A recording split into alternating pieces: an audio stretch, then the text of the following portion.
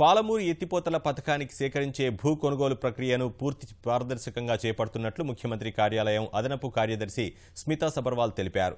ఈ విషయంలో ఎలాంటి ఒత్తిళ్లు లేవన్నారు. పాలమూరు ఎత్తిపోతల భూ సేకరణపై మహబూబ్నగర్ ఆర్ఎండ్బి అతిథి గృహంలో రెవెన్యూ, సాగునీటి శాఖల అధికారులతో ఆమె సమీక్ష జరిపారు.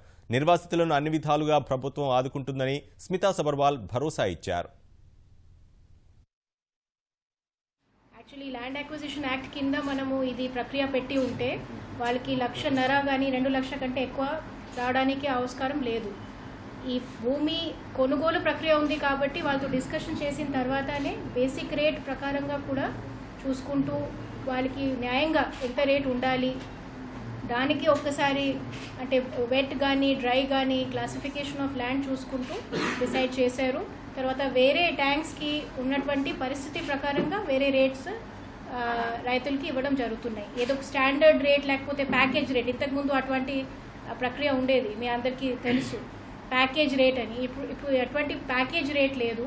ఇట్ ఈస్ అంటే అక్కడ ఉన్నటువంటి భూమి క్వాలిటీ కానీ ఆ నాణ్యత చూసుకుంటూ వాళ్ళకి స్పెసిఫిక్ ధర ఇస్తుంది.